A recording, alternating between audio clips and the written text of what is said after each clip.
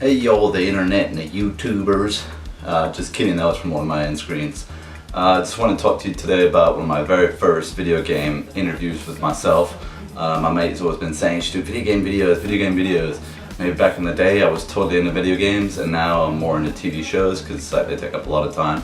But I just wanted to say there's this one game I've been playing recently that kind of blew me away, and it's kind of a bit cheesy at times and a bit, you know, cartoony or whatever, but it's called Life is Strange, and there's part 1 and part 2. Now part 2 I'm not going to bother with, but I'll talk about part 1 today because it's got lesbians in it, you know, and they're like one of my favorite things.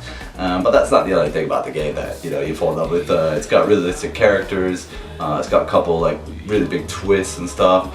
The YouTube reactions are just insane. They're hilarious. They were cracking me up for ages because basically the first twist, you actually like well up a little bit, you get a bit of a tear in your eye, and you see some of the people, including dudes, like dabbing their eyes and like welling up and all that shit, and they're all like freaking out because they don't know what's gonna happen. But you know, it's a bit with the wheelchair, if you know what I mean, if you played the game, right? You know what I'm talking about. Your friend, and then you gotta make choices, and then it's a really bad choice you can't get out of. You try to go back, you reverse time, but you just can't. You know, it's just like, it's part of the story, really. Second twist is kind of the end, where it's got like a double ending. So you've got like a lesbian sort of dark ending, and then you've got like a happy ending, but then the lesbian dies. Again, if you played the game, you know what I mean. It's a few years old, but again, I'm not referring to part 2 with the brothers. I'm just referring to the first one with the lesbian, you know, friends, I guess. Even though the main character, she's not lesbian, Max, but she's really cool too, you know. She's a bit spacey and stuff, but chill. But then like her friend is like totally whack and like painted her hair blue. Her dad died and stuff, so she's all fucked up. She's really reckless. Again, there's this MacGuffin in the game, and her name is Rachel, and she starts off in the first sort of, I think, episode, by episode 1 or 2, she kills herself, and that kind of sets off the trajectory of the other characters. Again, if you know what I mean, she's the butterfly at the end, right? That's the MacGuffin, so she was always really there, the spiritual entity kind of following the story. But yeah, just check my notes. I think I've covered up everything, really. I did it really fast. I wasn't quite expecting that.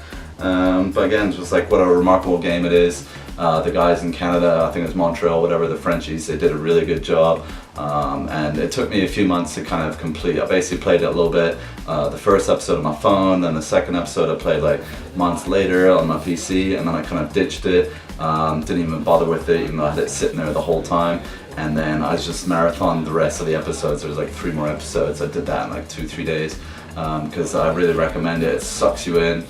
It's kind of like real life. If you've ever been to high school or American college, it's got like bullying, it's got the hierarchy system, it's got weird teachers and stuff that chicks have to crush on, you know, because they're cute. But then, oh yeah, that was another twist with the teacher being a serial killer. Oh my god, you know, wow. And then the episode 5, where you basically wake up and you just be like kidnapped and stuff and like drugged by the photography teacher.